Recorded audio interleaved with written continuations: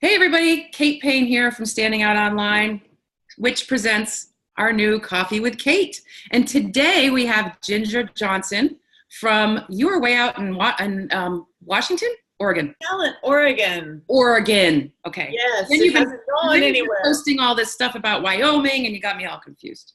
Oh, like you're on the Globetrotter helping people all over. Yes, indeed. Right. Currently, Well, Ginger, welcome to Coffee with Kate. I'm glad you have your mug. I'm glad it didn't break between Vermont and Oregon. Nope. And I'm welcoming you to, you are my second guest on Coffee with Kate. Excellent.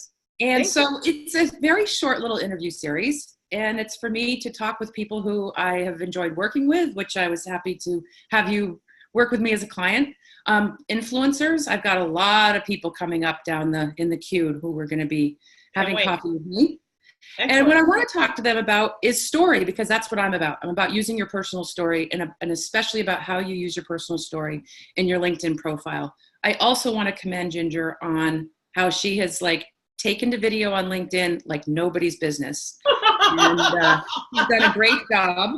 Thanks. And she's really built a nice tribe, and she's built a lot of interest around her new book called The Connectivity Canon. If you want the book, there it is. GingerJohnson.com. Yes. We're not on BeLive today, so I can't put the little titling down below. But anyway, GingerJohnson.com. So Ginger, when we were working on your profile, we were working on your personal story. Tell us about your personal story. Oh my gosh. All of us have a really long roadmap of who we are and where we've come from. I think of those 7th grade timelines we used to do when we were studying American history or whatever it was. And that's how I thought of it, Kate, when you and I were talking. I created a visual in my head of what are some of those big rocks? What are some of those big components? Like you have done a lot of different things too. So my story is varied. It's firefighting, bread making, retail hardware, middle school teachers, you're welcome. All kinds of different things. Thank you.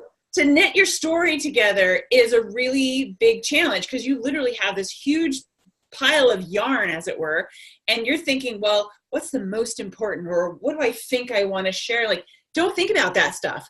When you and I were working together on this case, it's simply write. And I've used that with my clients too. So then to have somebody else say, just write, don't edit, don't spell, don't anything, just dump it out and get it out. Let's see what we have as all those balls of yarn, so to speak, and then we'll knit the story. So I liked learning the difference between the profile and the summary is your story. So it's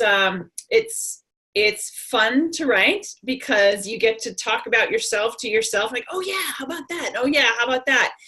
And then what the gold was in you and I working together is whenever somebody else can look at what you have in front of you, if there's the right person, it is so much more efficient and effective. Both of those go together in that magic moment because they're looking at it from a different perspective. So to be able to knit my story with here's the raw materials, Kate, and then you said, okay, so here's the gold, here's the gold, here's the gold. And then that became very simple. So it's not a big deal. It's a writing exercise, and then you keep going. I like that you say it's not a big deal, because I think it is the part that scares everybody, because the minute we talk about writing, everybody goes, oh my God, that's the part I'm not good at, or that's the part they get fearful of. But if you can find that nugget of your story, it's usually the thing that excites you, so it's easy to talk about. So that brain dump is actually easy. I remember, Ginger, actually, you sent me, I think, 4 pages of total brain dump. There was hardly any indentation to the paragraph. And obviously when you were making emphasis in your brain dump, because it was stream of consciousness, which was totally cool, you'd go into capital letters or italicize something or whatever because you wanted emphasis. So I could really hear your voice, literally and figuratively. But it was really, really helpful. And I think it helped you. Remember, it was education is my golden thread. Was that it? That's one of them. Yes. Yeah. And so tell me how using your story has helped you with your goals in your LinkedIn profile, or anywhere, not just LinkedIn, but any platform. Sure. So writing your story will help you clarify what you're offering forward. That's probably the most valuable component for me. I can write my story all day long for myself. I can get a journal, whatever. But I'm thinking about using LinkedIn in particular in any platform as a marketer, as a communicator, as a connector. I want to make sure I'm really clear, super duper crystal clear, as I call it. And if I'm not clear, then I can't expect anybody else to get clear about what I'm offering and how I can help them. And so people that are mired, like, I don't understand why nobody hires me. I'm like, I've been that person. Why don't they get it? Well, it's because my story is, forgive the saying, a shit show. And unless I'm really clear with that poop in a group, that's why we group it, people, then I can't expect them to do it. So being able to quantify the qualify is really, for me, the gold. I know that focus, everything is shiny, and that's great, but I can't serve unless I can focus on one shiny thing at a time. So being able to put the story together in a sequential order, meaning, like, here's who I am, this is what I'm about, and this is who I serve, get in touch.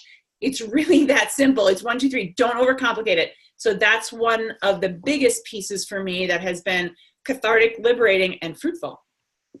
Great, thanks. So tell me a little bit about your book and the connectivity canon, and how you have taken the connectivity piece to be your platform. Give us a snapshot of that.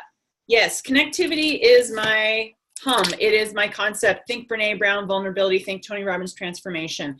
So I was prairie dogging it, as I call it. I would come out of the ground.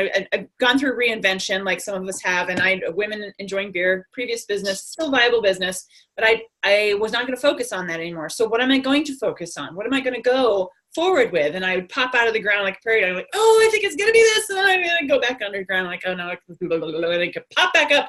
So finally I popped up one day, like, oh my gosh, it's been here all along. It's connectivity. It is one of those golden threads for me. Education is one, connectivity is the other.